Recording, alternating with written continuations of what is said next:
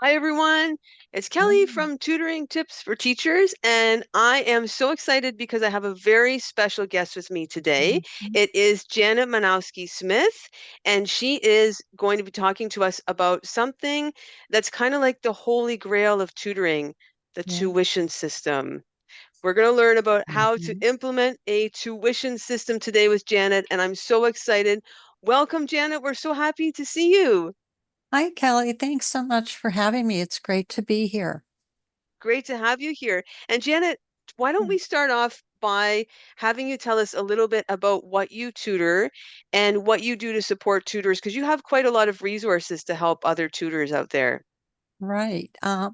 Okay, so for this, I'm going on my 13th year as an Orton Gillingham-based reading tutor, working and specializing in working with students who have dyslexia.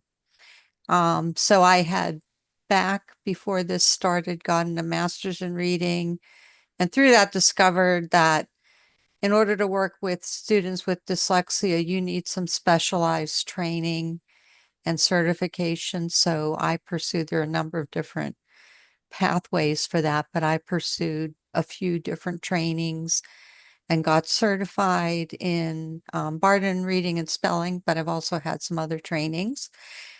And I hung my shingle out um, 13 years ago in the fall and started working with students. And so maybe about 10 years ago, I got a little training on doing online sessions and started doing that a little bit because it was convenient for some students or for some families to do some online.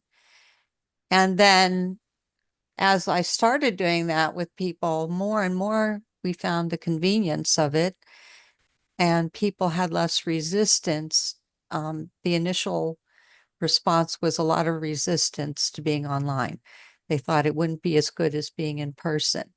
But very often, once somebody started working online, they'd say, I wish I'd done it sooner. Because, to get to me twice a week, which is typical for tutoring someone with a reading challenge that you need to close that gap, you typically meet at least twice a week. So to get there twice a week and to add the extra travel time, and then if you're sick, to expose each other to each other's germs, all those things were made it more convenient in a lot of ways. And it works out, I think, teaching wise for most students, it works out very well online. For me personally, I wouldn't do younger students online, but I do, maybe fourth grade and above, but I do know other tutors who do use younger students. And so I did that online transition and then we moved 8 years ago. And I didn't want to go and pay rent for an office. I didn't have a house that was in a good location and ideally suited for having people come to my home. So I decided, and also I had all my previous clients that I left that were mostly local, and I wanted to continue working with them. So I made the decision to go completely online.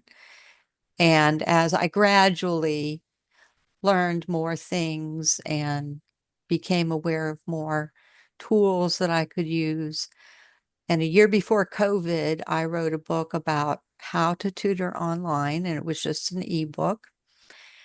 And then I did have some sales. But it wasn't anything astronomical. And then COVID hit, and one of the systems I use, Wizimo, they were offering 6 free months to all these teachers who have suddenly had to tutor online for the first time. And they needed somebody to onboard them because there were so many. So I did some webinars, and one of them was taped and put on my YouTube channel. Uh, and I hated that because I thought I have to wait till it's perfect. Well, it never gets perfect. So I finally just said, people need help. I'm just going to put it out there. But, um, but anyway, because I did that onboarding, many, many people, I mean, hundreds of people or coming to these webinars just because of those circumstances of having to suddenly learn overnight how to teach online. And because I did that webinar, a lot of people linked, I mentioned my book, and I got a lot of sales from doing that. So that was a nice boost. And then that sort of developed into offering things on the website, YouTube channel, and now I'm doing the blog, and creating a few products and also some free resources for people who are looking to get online or who are online and want to make what they offer even better. Great, and you do offer quite a lot of tools and resources, but for tutors who want to tutor online, for reading tutors. So I'm going to link all that below because I Okay. know in our community we have a lot of reading tutors and people that want to start tutoring reading, and they want to do it online, and they're like, "How do I get started?" So check out Janet's resources because they're great, and that's a great place to start. Now, Janet, we want to get to the big theme of this video here, the big Yes. question that everyone has. And I go in Facebook groups, all kinds of Facebook groups for tutors, and I always see this question pop up. People will Mhm. say, "I've heard about a tuition system. How do you do it? Is anyone doing it?" Well, Janet is doing it, and she's Yes. actually written about it in her blog and explained it, and she's going to explain it to us, which is so exciting. So, Janet, how long have you been doing a tuition system with your tutoring business? I think I transitioned maybe 3 or 4 years ago.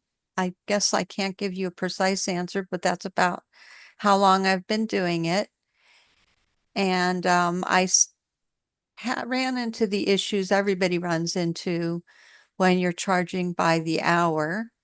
You have to decide when you're going to charge, what you do about when people call off and reschedule, and sometimes how your income can vary wildly depending on if you've got holidays, vacations, other things going on. So that's a big one for people who are looking to build a steady income.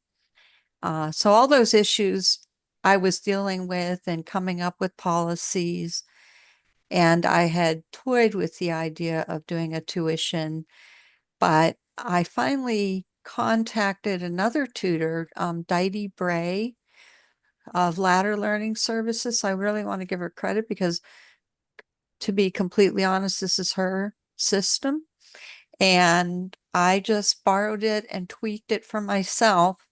So give credit to Diety, because she came up with this, but it works really well. The particular structure that she came up with and that I adapted to my particular situation, and I started using it. That's great. And you have a chart in the blog, which we'll link Right. below so people can see visually how it all works, which is really exciting. And then we were talking earlier before we started recording, what do you do about holidays? Like what do you do if there's a long weekend? What do you do in the summer? How do you work around that with the tuition system? Okay. All right. So in my particular case, just to give the basic, I do a year-round tutoring. And what I've come up with is, I set my tutor out what my hourly rate would be for twice a week. And then I schedule 45 weeks per year. So I have a built-in 7 weeks off. And about 2 weeks of that is for any like holidays, like the week between Christmas and New Year's, the day before Thanksgiving, Memorial Day, and Labor Day. And then the family gets 2.5 weeks of time built in that if they take it off, they know it's already been built in. They don't have to worry about, oh, I'm losing money, because I think that's a struggle people have with something like a tuition model. And then I also have 2.5 weeks built in off. So having that built in time is key, because then if somebody cancels or they forget a session, you don't have to reschedule it. They're just using one of the days they've already got built in. And that takes a lot of pressure off of you, and the same thing for yourself if something comes up that's an emergency. So that's basically the basic system. But so for me, summer times, because I do that on a full year, that's already built in.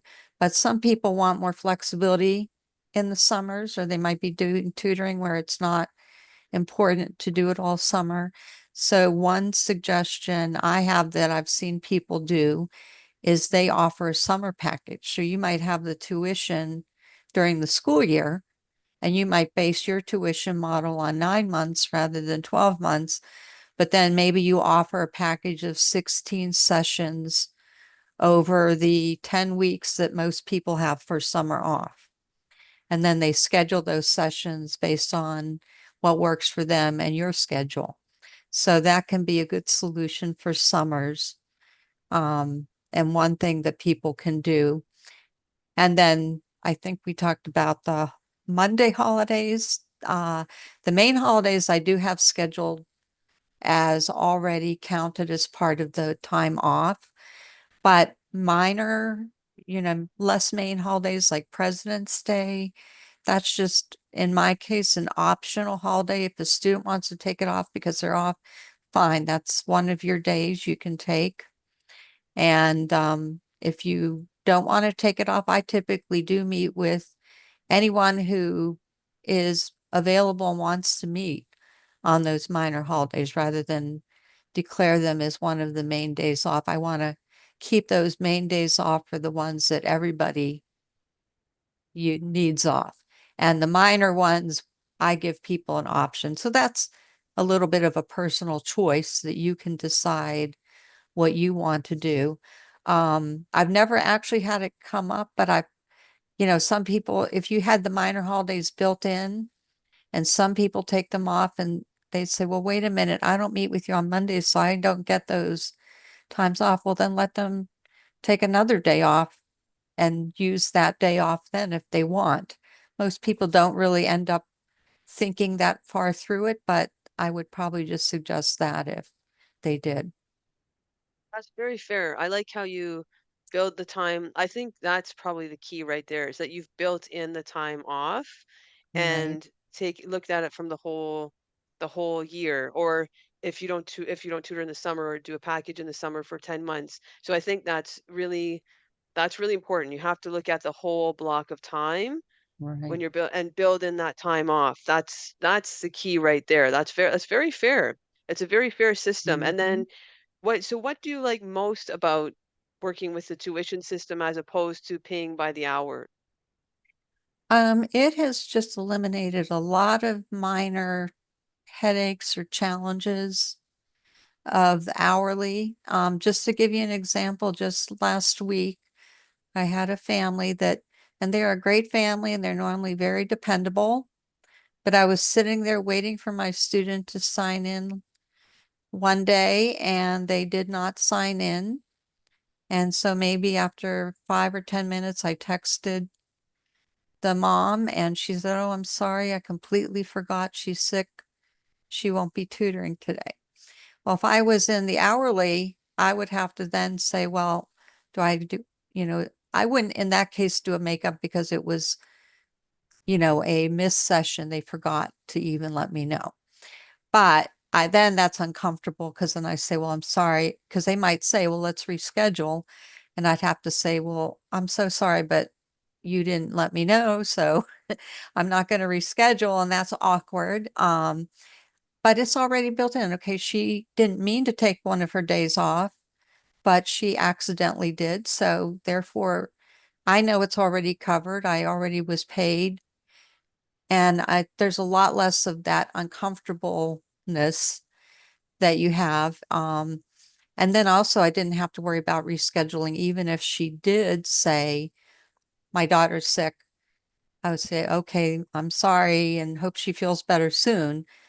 But then I don't have to go into my own schedule and take time away to reschedule. So those are big pluses for me. It just removes so much of those moments that were difficult when things like that come up. And I think that's one of the major things. Plus, my income is completely predictable because I know exactly what I'm getting every month from each client.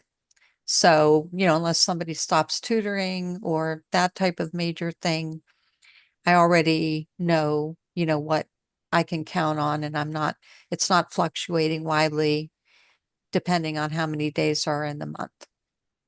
That's great. I love that. Hmm. And I love what you said about the awkward situation because that's Hmm. something that I always run into if I try to do by the hour. And it Hmm. always comes up, and this tuition system is a great way to avoid that. So that's really good. And then you're just building a better relationship with your student and Right. family too. Yeah. Hmm. So that's so good. Well, Janet, thank you so much for explaining this to us because I think this is going to be like a huge insight for a lot of tutors who have been wondering how to implement this system. And like you said before, you took somebody else's system and you tweaked it for yourself. So I think people have Right. to remember that you can read Janet's blog below. You can take what you've told us in the YouTube video, but you're going to have to tweak it to your own situation. And now that you have the framework, you can do that and make it work for you, right? Hmm. So that's Yes, great. Thank you. absolutely. Yes, thank you for sharing it with us, Janet. This is really wonderful. And where can people find you if they want to learn more about the tuition system or more about tutoring online or Orton Gillingham tutoring or any of that?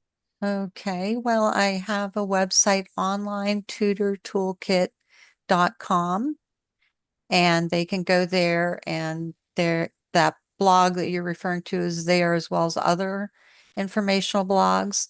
There's free resources that they can sign up to get, as well as some other tools like the online tutor, how to tutor online book, or there's another one, games for online tutors.